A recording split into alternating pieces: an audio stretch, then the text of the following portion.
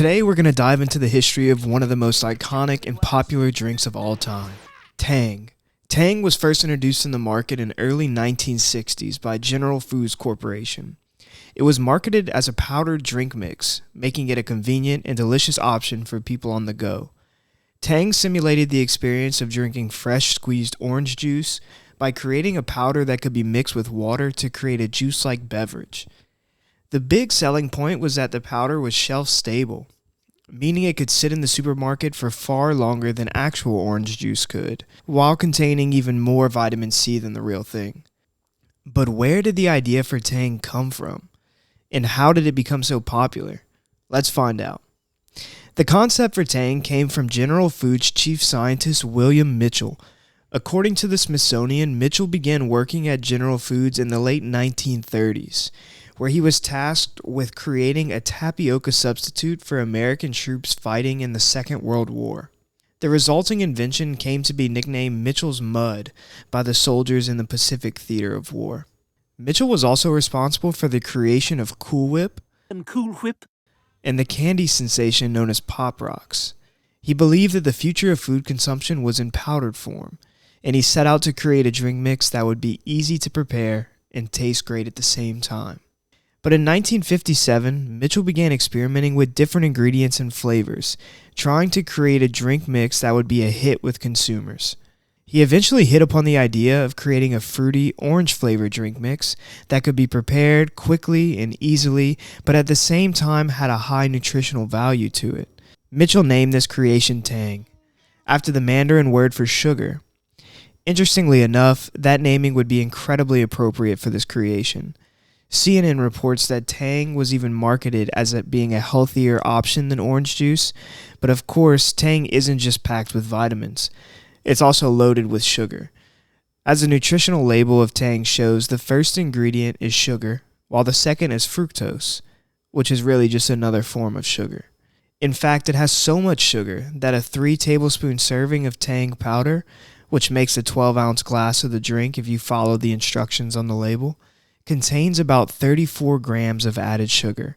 That's approximately 2/3 of your recommended daily limit.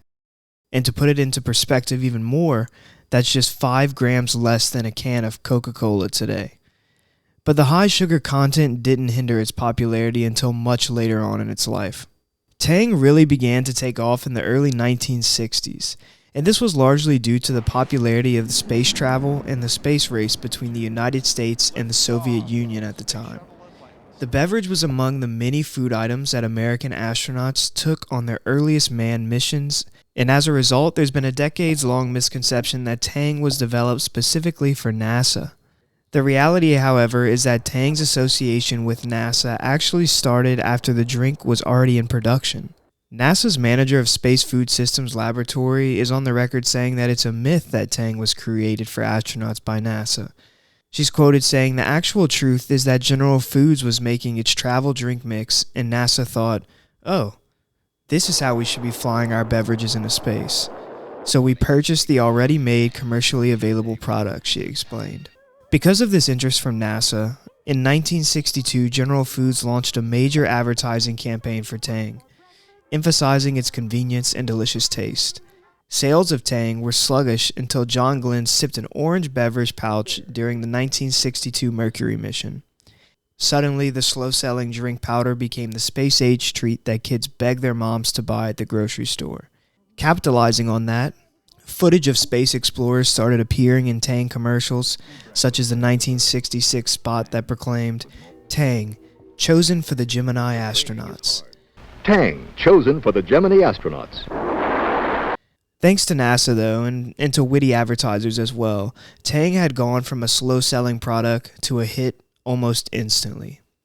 The campaign obviously was a huge success, and Tang quickly became one of the most popular drinks in the country. Tang continued to be a popular drink throughout the 1960s and 70s, and its popularity grew with each passing year. By the 1980s, it had become a staple in households all across the country, and many children and adults started their day with a glass of Tang. It also continued to be used by NASA on all space shuttle missions at this time as well. But Tang's popularity began to wane in the 1990s, as consumers became more health conscious and began looking for healthier options to start their day, even forcing Kraft in 2007 to release a version of Tang with half the sugar content of the original to try to win back some market share in the United States. However, the waning popularity hasn't been the case outside of the United States, with Tang proving to be popular overseas. The product is incredibly popular throughout South America, parts of Asia, and also in the Middle East, where it sells particularly well during the fasting month of Ramadan. Tang has done so well overseas that today it's one of the Kraft Company's many billion-dollar brands. Tang would build its popularity worldwide by focusing on innovation. Manufacturer Mondelez International sought to further entice those consumers by coming up with new flavors of Tang aimed at catering to the specific taste of each country. In Argentina, for example, the standard orange flavor is joined by apple and orange mango varieties, while Brazil offers grape and pineapple Tang, and Mexican consumers, on the other hand, can quench their thirst with a tamarind or horchata flavored Tang. And there's many other flavors in different countries around the world. As you can see today, Tang is still a popular drink worldwide, and it continues to be a staple in households around the world. Despite the changing times and trends, Tang remains one of the most iconic and recognizable drinks of all time, and its legacy continues to endure. And that's it for today's brief history video on Tang. Hope you enjoyed learning about the history of this iconic drink. If you did, make sure to give this video a thumbs up and don't forget to subscribe for more great content. Until next time, cheers. It's Tang